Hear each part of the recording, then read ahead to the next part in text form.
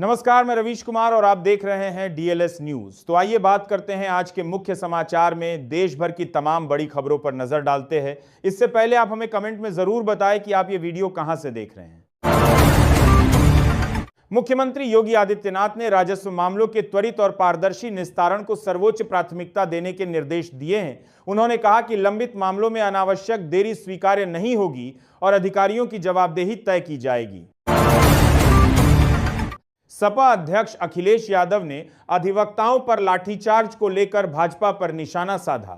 उनके नेताओं की संपत्ति, चंदे और गतिविधियों पर गंभीर सवाल उठाए। मेरठ की शाही ईदगाह में बकरीद की नमाज को लेकर कमेटी ने बढ़ती भीड़ के कारण 2 बार नमाज कराने का प्रस्ताव एसपी सिटी के सामने रखा। एसपी सिटी ने इसे नई परंपरा बताते हुए एक ही नमाज पर जोर दिया, जिस पर कमेटी रविवार आज अंतिम फैसला लेगी। तमिलनाडु पर पूरी तरह विजय का कंट्रोल।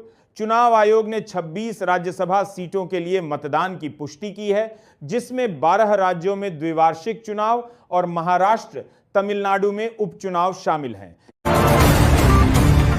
मुख्यमंत्री नायब सिंह सैनी ने नीट परीक्षार्थियों के लिए 20 और 21 जून को हरियाणा रोडवेज बसों में मुफ्त यात्रा की घोषणा की है।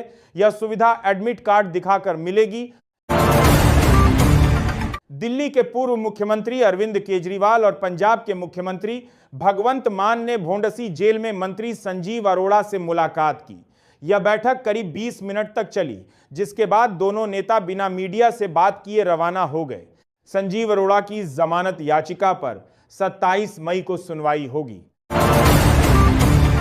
हरियाणा सरकार हर खेत तक नहरी पानी पहुंचाने के लिए किसानों के समूह बनाकर सामूहिक टैंक बनवाएगी।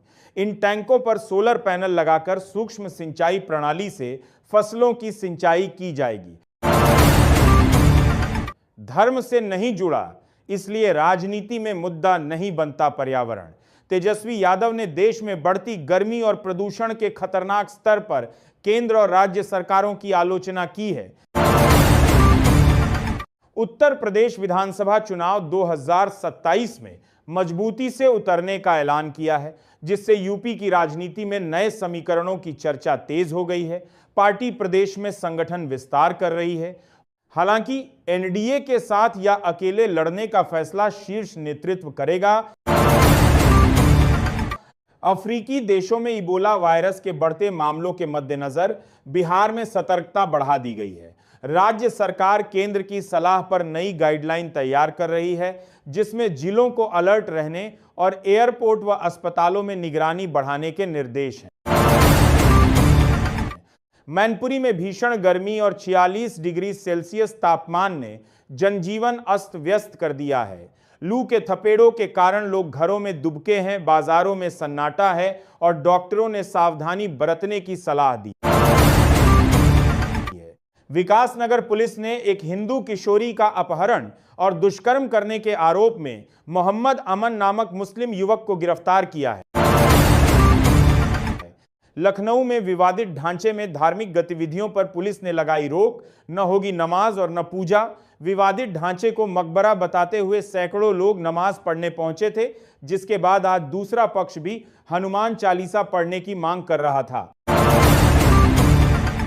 उत्तर प्रदेश में ग्रामीण सड़कों के निर्माण और नवीनीकरण में अब अत्याधुनिक एफडीआर का इस्तेमाल किया जाएगा।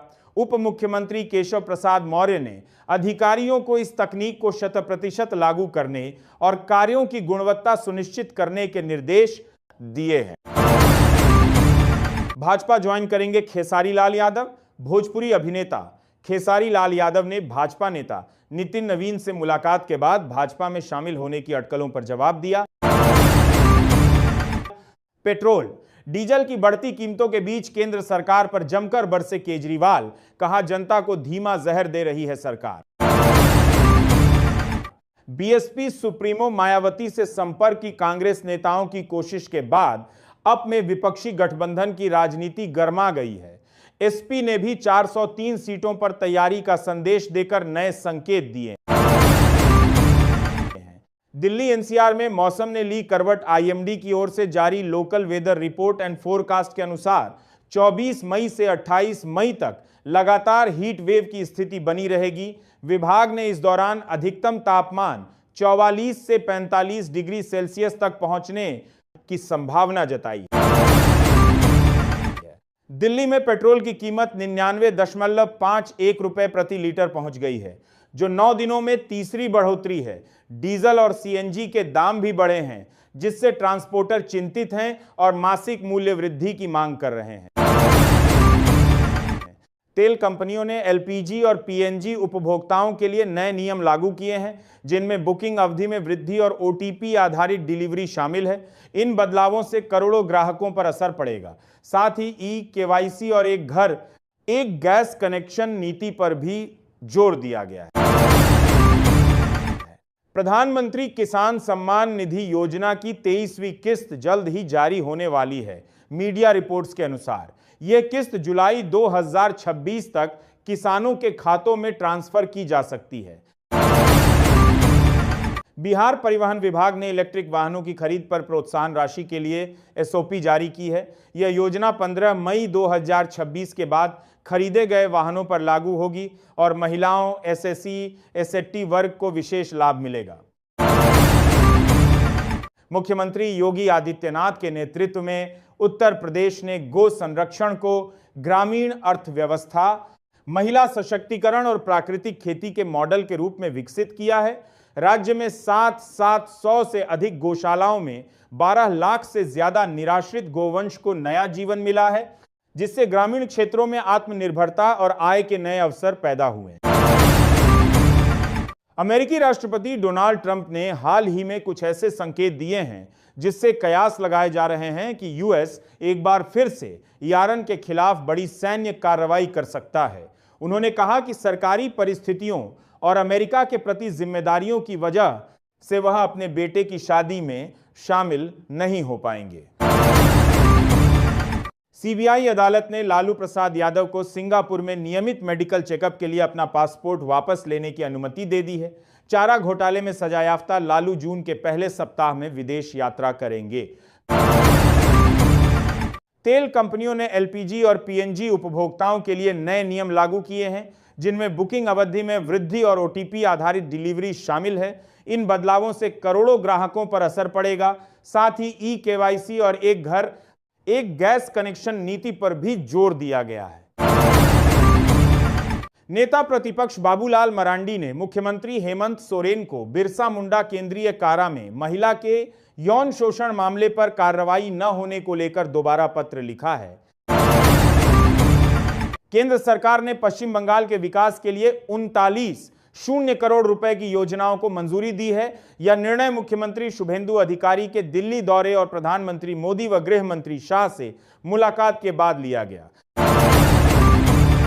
यूपी कैंपा की संचालन समिति ने प्रदेश में वन संरक्षण और पर्यावरणीय संतुलन के लिए 208 करोड़ रुपए की कार्य योजना को मंजूरी दी है।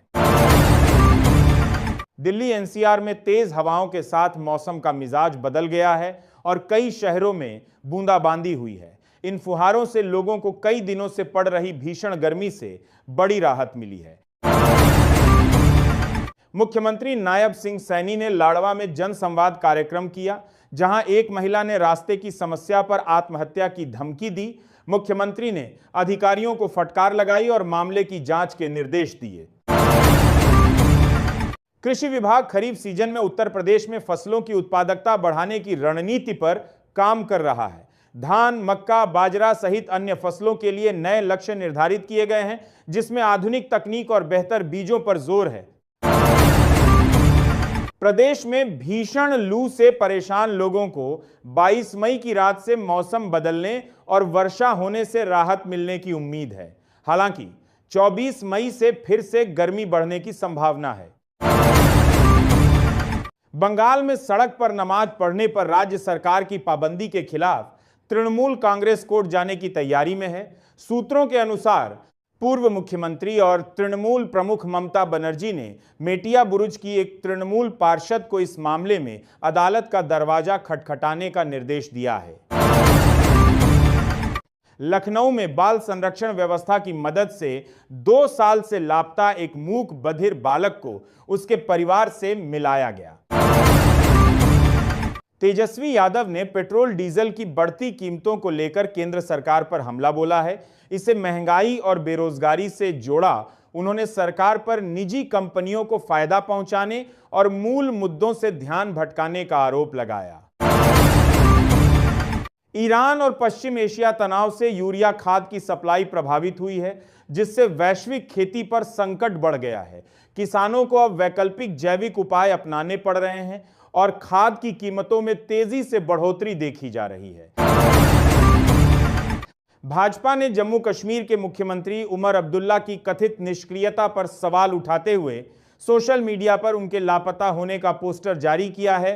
इस पर उमर के पिता फारूक अब्दुल्ला ने भाजपा की इस हरकत को ओछी बताया, जबकि एक बाकी सांसद ने अतिक्रमण अभियान पर उमर की चुप्पी की आलोचना की। मुख्यमंत्री भगवंत मान और अरविंद केजरीवाल शनिवार को गुरुग्राम जेल में संजीव अरोड़ा से मिलेंगे। ईडी गिरफ्तारी के बाद पहली मुलाकात को आम आदमी पार्टी का बड़ा राजनीतिक संदेश माना जा रहा है, खासकर निकाय चुनावों से पहले।